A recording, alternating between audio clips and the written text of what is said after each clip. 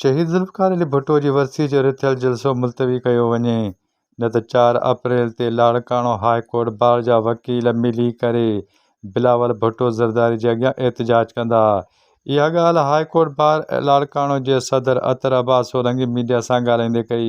हिन वधीक चयो त शर्म अचणु खपंदो आहे। मां पहिरियों बि चयोमांनि त कंहिंजे ख़िलाफ़ ई एहतिजाज कंदा पीपल्स पार्टी वारा ऐं मुतालबो कंहिंखां कंदा। सिंध गवर्नमेंट में पाण सिंध गवर्नमेंट वफ़ाक़ी गवर्नमेंट सां इतिहादी। मां त उन्हनि खे चयोमांनि त इज़त सां महिरबानी करे ट्रेजरी बेंचिस खे छॾे तव्हां अपोजिशन में वञी वियो त ख़बर पइजी वेंदी त बाबा ठीकु आहे, तव्हांजो एहतिजाज कुझु रिकॉर्ड थिए थो पियो।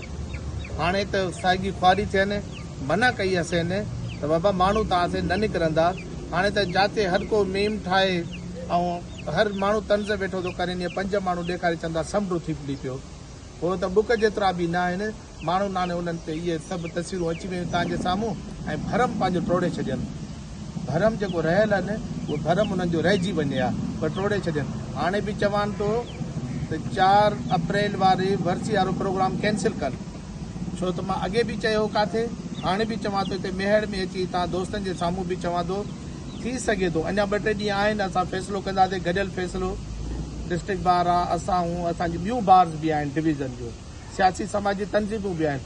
थी सघे थो 4 अप्रैल ते जेकॾहिं पंहिंजे न होड तां ज़िद तां न लथा त 4 अप्रैल ते असां बि उते वञी एहतिजाज पंहिंजो रिकॉर्ड कराईंदासीं ऐं बिलावल खे उते साम्हूं वञी चवंदासीं त केनाल ठाहींदे सिंधी क़ौम न छॾींदई।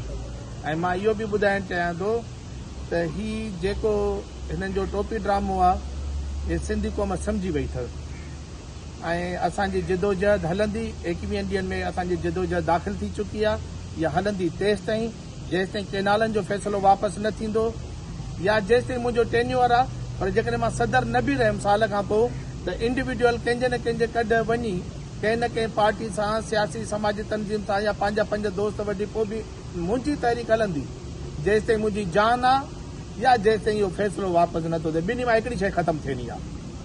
अलाह बहितर कंदो, तव्हां सभु दुआ कजो ऐं असांखे तव्हां सभिनी जी मदद जी ज़रूरत आहे।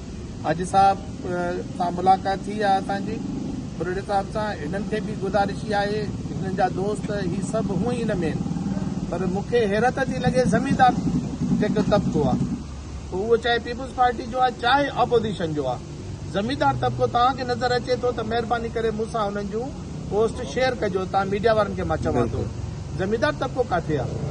मां त पंहिंजे हाईकोर्ट बार में वेही करे चयो त मूंखे ज़मीन कोन्हे का, पर ही ज़मीन त मुंहिंजे सिंध जी आहे न, मुंहिंजे सिंधियुनि जी त ज़मीन आहे न, पाणी त असांजो जियापो आहे न, हे त जर बि ख़तमु थी वेंदो असांजो। तंहिंजे करे मां हिन ज़मींदार तबिके खे चवां थो ऐं आबादगार तबिके खे, जेको नंढो आबादगार आहे, हारी आहे, नारी आहे, सभु निकिरनि। रुगो वकीलनि हिन ॻाल्हि जो या हिन जो को ठीको न कयो आहे। वकीलनि जी बि सिंध आहे ओतिरी जेतिरी ॿियनि जी सिंध आहे। असां पंहिंजे हिसे जो कमु कयूं था, ॿिया पंहिंजे हिसे जो कमु कनि। ऐं मीडिया खे बि चवां थो त महिरबानी करे तव्हां असां सां अञा भरपूर साथ ॾियो, असांजी जेके बि एहतिजाजी तहरीकूं आहिनि उन्हनि जो फुल कवरेज ॾियारियो ऐं अरबाब इख्तियार ताईं असांजी आवाज़ खे पहुचाइण में असांजी मदद कयो। अतर अब्बास सोलंकी खां जॾहिं इहो सुवालु कयो वियो त कुझु एहतिजाज करे रहिया आहिनि ऐं उन्हनि जे मथां कूड़ा केस दाख़िल कया पिया वञनि, छा तव्हां उन्हनि जी क़ानूनी मदद कंदो? इन सवाल जे जवाब में हुन चयो त बिल्कुलु कंदासीं, कराची खां कश्मीर ताईं कंदासीं।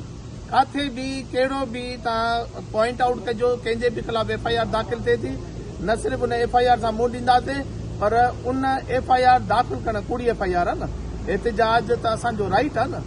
जेकॾहिं FIR जो एॾो गवर्नमेंट खे शौक़ु आहे त मां त रोज़ानी बि मीडिया जे साम्हूं गवर्नमेंट खे चैलेंज थो कयां त तव्हां हे ग़लति आहे, कयो पीपुल्स पार्टी खे चैलेंज थो कयां त पीपुल्स पार्टी मुंहिंजे ख़िलाफ़ 2-4 FIR दाख़िल कराए त मां पाण ई पिटीशन दाख़िल करे बिलावल खे ऐं उन्हनि जे प्रेसिडेंट खे बि मां कोर्ट में गेल। अब्दुल फताह मज़ीद न्यूज़ एंड अपडेट्स के लिए इस चैनल को सब्सक्राइब करें।